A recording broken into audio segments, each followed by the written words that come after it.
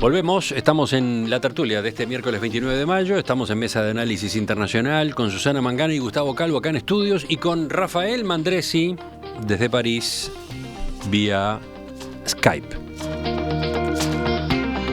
¿Te han invitado ya, Rafael, a la hora global? Sí, cómo no. Es más, el día de mi cumpleaños. Festejaste de esa manera. Exactamente. En abril pasado. Bueno, ya te tocará de nuevo. Mirá que hay una relación muy fluida entre la mañana y la tarde en estos temas. Sí, sin duda. Además, Rafael aportó mucho con su presencia. Bueno, vamos al segundo tema que toca a Rafael más de cerca que el otro. Partidos y mandatarios europeos comenzaron esta semana las negociaciones por los altos cargos de la Unión Europea en el nuevo escenario político que dejaron las elecciones para la Eurocámara que finalizaron el domingo pasado. Ustedes saben, se ha destacado eso, los comicios marcaron el fin del bipartidismo que ha sido tradicional en el bloque. Un bipartidismo integrado por el Partido Popular Europeo y los socialdemócratas. Esas formaciones que hasta ahora lograban con sus propias bancadas consolidar su postura, ahora deberán negociar con otros sectores, sobre todo los liberales y los verdes, que son europeístas, en una Cámara mucho más fragmentada. El temido crecimiento de los partidos de derecha populista, llamados también euroescépticos, fue menor al que se esperaba en la previa. El peso de esos grupos en el hemiciclo pasó de 20 a casi 23%. De todos modos, esas colectividades sí lograron triunfos resonantes en algunos países, en Italia, en Francia y en el Reino Unido. En Italia, por ejemplo, el ministro del Interior, Matteo Salvini, del partido de ultraderecha La Liga, dijo que esas victorias son el signo de una Europa que cambia. Non solo la Lega è il primo partito in Italia, Marine Le Pen è il primo partito in Europa, in Francia Nigel Farage è il primo partito in Gran Bretagna, quindi Italia, Francia, Inghilterra. È il segno di un'Europa che cambia, si è stufata dell'Europa serva dei poteri forti, delle elite, della finanza, delle multinazionali. Justamente, ¿qué puede cambiar? Vamos a ver si ayudamos a los oyentes uruguayos a situarse en este nuevo tablero europeo que ha quedado definido después de los comicios. Primero le pido a cada uno de ustedes algunos apuntes para completar el contexto de la noticia. ¿Vas tú primero, Rafael? Sí, cómo no. Me parece importante dedicarle un minutito a explicar qué es esta elección. Se trata de una elección que en realidad son 28 elecciones, es decir, porque se vota en cada país por listas de ese país, aunque los ciudadanos europeos pueden votar en cualquiera de esos países a las listas. Yo, por ejemplo, como ciudadano italiano, voto en Francia, normalmente, por listas que se presentan dentro de Francia. Y así en cada uno de los 28 países que componen la Unión Europea para mandar 751 diputados en total, al Parlamento Europeo, en un sistema para el cual se necesita un mínimo de 5% de los votos en cada una de las elecciones nacionales para poder acceder a tener algún diputado, y a partir de allí es representación proporcional integral, exactamente como en el Parlamento uruguayo. Después de eso, una vez que la elección se produce, se configuran las bancadas. Y para que una bancada pueda constituirse se necesitan dos requisitos: un número mínimo de diputados pertenecientes a por lo menos 7 países distintos. Con eso se puede armar una bancada como la del Partido Popular Europeo, como la de la Socialdemocracia Europea, como la de los Verdes y las demás.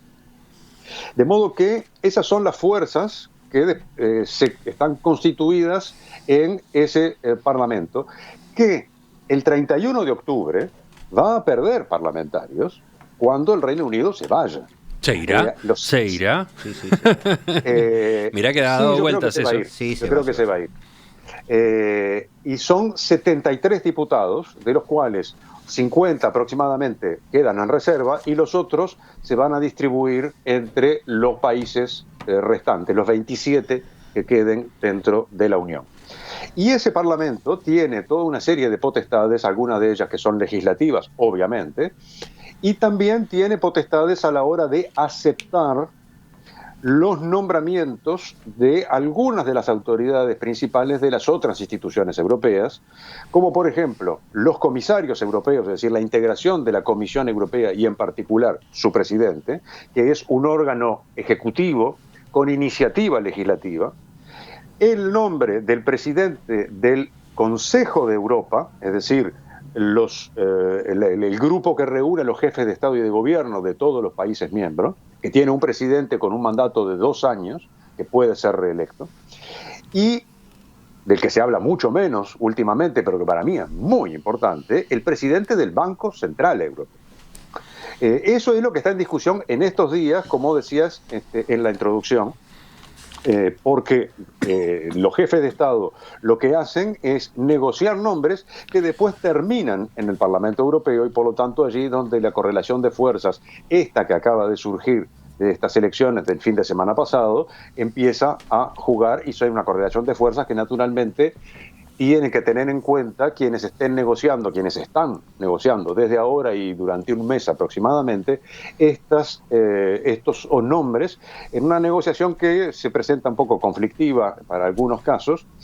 Y por último, en esta primera intervención, me gustaría comentar un segundito lo que escuchábamos del señor ministro del Interior, de este payaso trágico, que es Matteo Salvini.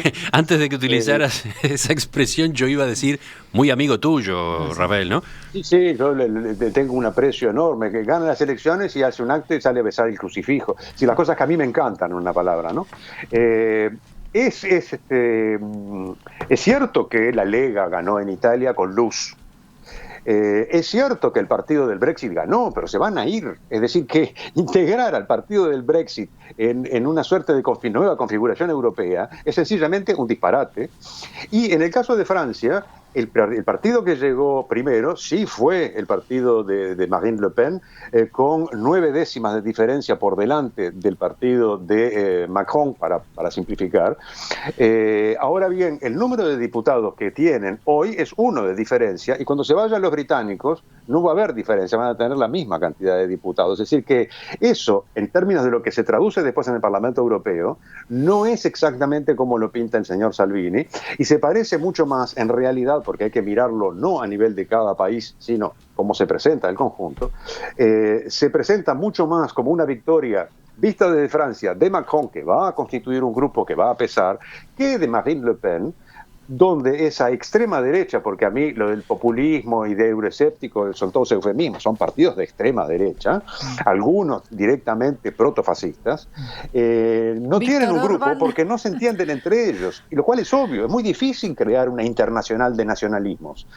Por lo tanto, están divididos en varios bloques y el peso que tienen en el Parlamento Europeo es residual y seguirá siendo. Bueno, Rafael hizo 2 intervenciones en una, la de contexto y ya la respuesta a la pregunta que yo dejaba planteada, ¿qué es lo que puede pasar? ¿Por dónde vienen estas negociaciones? ¿Qué, por ejemplo, va a ocurrir con los cargos que están en juego? Me queda todavía para agregar un matiz más, que es desde el lado uruguayo, ¿no? Sí, ¿por dónde puede interesarnos este asunto? Pero escuchemos otra voz europea, bueno, la de Susana. Sí, a mí me gustó lo de payaso trágico. No sé cómo calificaría a Rafael a Víctor Orbán, payaso insolente. Entonces, no le des la oportunidad. Pero bueno, ahí tenemos, sigo palpando, bueno, ya hemos comentado ese contexto. Me parece que los partidos de extrema derecha no les ha ido tan bien como ellos quieren decir que sí, que les ha ido. Creo que ha habido una renovación del voto de confianza hacia la Unión Europea, lo cual es bueno. Creo que muchos jóvenes ciertamente han olvidado por qué se creó la Unión Europea en un principio con otro nombre, evidentemente ligado a la producción de carbón y de acero, pero bueno, ya hace rato que se llama Unión Europea. Pero creo que es importante alejar esos fantasmas de discusión, pero no solo discusión, sino de guerra, ¿no? De guerra que tuvimos en Europa, y no solamente una, sino 2. A mí me parece que es importante volver a recordar que hay una fractura oeste-este marcada sobre sobre todo por las diferentes visiones en materia de políticas migratorias y el control de fronteras. Ahí vemos a países como Polonia y en Hungría, donde no afloja la extrema derecha, estos partidos como el de Víktor Orbán, que justamente se niegan a recibir inmigrantes, no solo se niegan, sino que castigan con cárcel, penan con cárcel a ciudadanos propios que puedan tender la mano, que puedan ayudar a migrantes, incluso en tránsito, ¿no? Entonces, lo que vemos es que hay un acercamiento, una sintonía, ciertamente, entre liberales, representados por Macron, como decía Rafael, y socialistas, representados por estos socialistas jóvenes, como el de España, Sánchez, por ejemplo, que habrá que ver si esa sintonía les ayuda a unir fuerzas, porque ahora se viene una jugada difícil, tienen que conseguir coaliciones complicadas para poder arrebatar liberales y también los ecologistas, los que decimos del Partido Verde, votado mayoritariamente por jóvenes en Europa. Vamos a ver si pueden arrebatar los cargos más golosos, ¿no?, que son los de la presidencia del Consejo, la Comisión y el Parlamento, que por hoy están ocupados hasta el momento por la derecha clásica, digamos, ¿no?, la tradicional. El bipartidismo. El bipartidismo. Entonces, a ver, a mí lo que me parece que ¿qué puede encontrar un uruguayo que vaya a viajar a Europa? Pues va a encontrar una Europa bastante dividida en estas cuestiones, ¿no?, en si hay que recibir o no a los inmigrantes, qué tipo de políticas de asilo hay que tener, refugio, qué tipo de políticas sociales hay que tener previstas, ¿no? Pero yo creo que sobre todo la Europa que se viene es una Europa que tiene políticas orientadas hacia la ciudadanía, algo que no es menor, porque con la crisis del 2008 esto se había empezado a tambalear, ese castillo de naipes.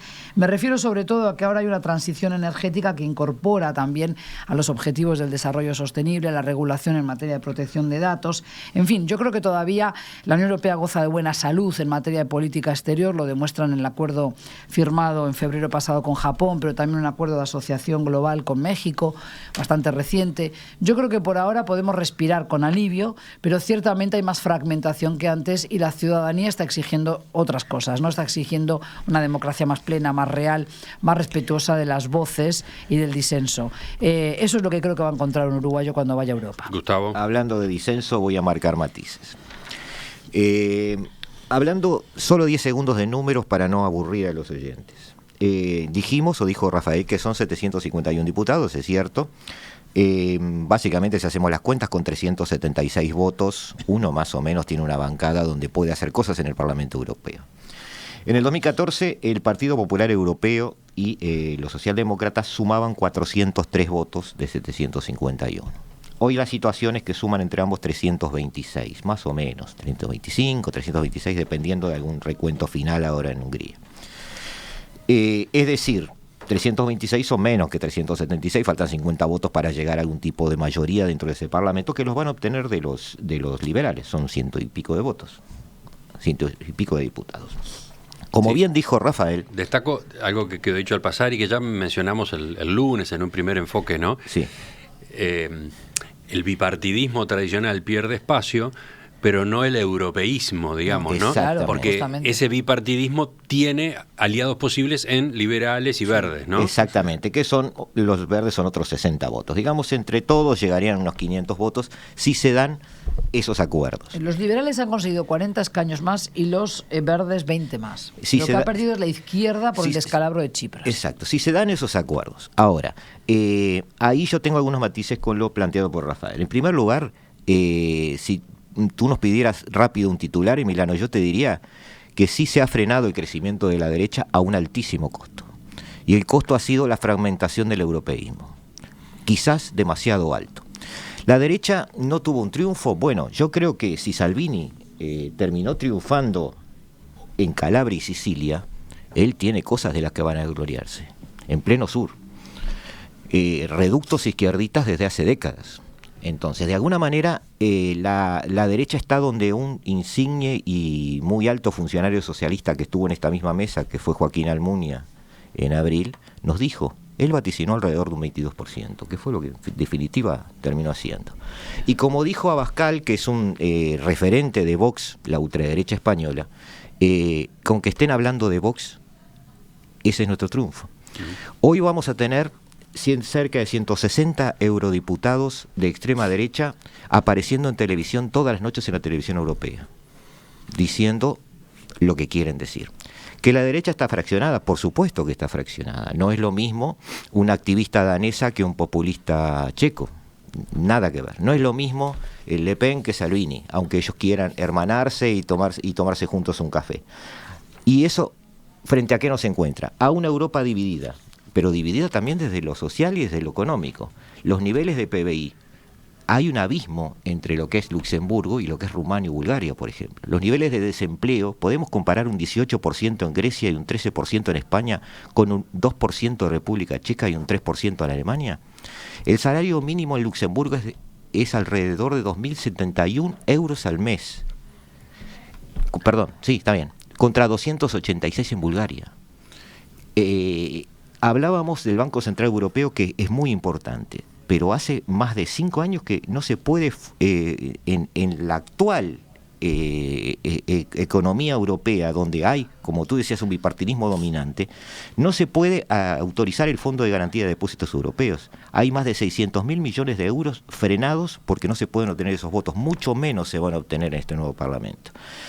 El presupuesto europeo brilla por su ausencia. Es una carencia de las que todos hablan pero nadie vota. Entonces, yo lo que veo es que la derecha está llegando a donde quería llegar.